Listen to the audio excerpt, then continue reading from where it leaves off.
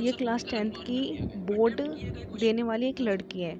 इसने सारे आंसर्स ठीक लिखे बट टीचर ने सारे आंसर्स रॉन्ग कर दिए। एक लड़का है, इसकी मार्कशीट जो आई थी वो इसकी मार्कशीट थी नहीं, और जब इसने ये बात पूरे इंडिया को बताई तो हमारे जर्नलिस्ट ने बोला कि ये लड़का पाकिस्तान से, ये लड़का इंडिया का है ही नहीं।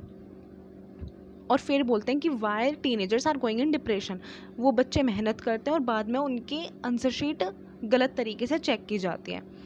ऑल दो कॉकरोच जनता पार्टी, जो कि अभी एक सोशल मीडिया पर फॉर्म हुई है, उसने इन दोनों बच्चों को सपोर्ट करा है।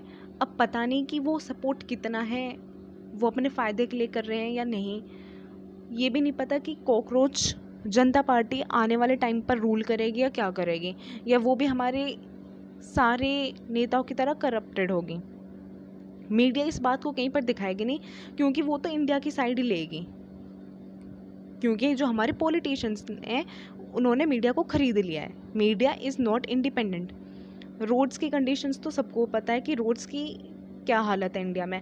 हमारे प्राइम मिनिस्टर ने डिमांड करी थी कि कोई भी इंसान अगले 1 साल तक किसी फॉरेन कंट्री में नहीं जाएगा, लेकिन हमारे प्राइम मिनिस्टर तो खुद फॉरेन ट्रिप पर चले गए, और वो भी 5 कंट्रीज़ में।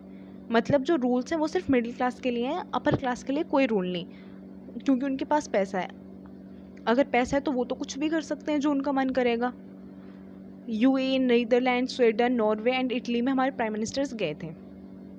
उसके बाद यूपीएससी का पेपर इतना टफ आता है कि किसी ने प्रिडिक्ट भी नहीं करा था।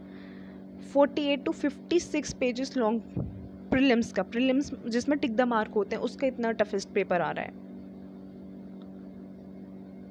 बच्चे बहुत ज़्यादा परेशान हो चुके हैं कि हम हर साल मेहनत करते हैं और पेपर इतना हार्ड आता है या तो लीक हो जाता है, क्योंकि अब लीक होना बहुत कॉमन चीज़ हो चुकी है इंडिया में। कोई बड़ी बात नहीं अगर पेपर लीक हो रहा है, हर साल होता है वो तो। उसके बाद जो एसएससी के बच्चे हैं जिन्होंने एसएससी का एग्ज़ाम दिया था, उनका सिस्टम फेल। वो बच्चे अलग से प्रोटेस्ट कर रहे हैं कि हमें जस्टिस चाहिए, एसएससी वाले बच्चों को जस्टिस दो, लेकिन वो भी मीडिया ने बिल्कुल भी नहीं दिखाया, उस पर भी कोई बात नहीं है।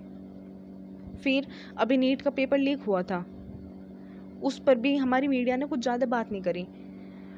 डिक्टेटरशिप तभी नहीं आती जब डिक्टेटरशिप डिक्लेयर हो जाती है। डिक्टेटरशिप का मतलब है कि अगर मीडिया इंडिपेंडेंट नहीं है या इलेक्शंस फ्री और फेयर मैनर में नहीं हो रहे हैं, तब भी कंट्री डिक्टेटरशिप के अंदर आती है।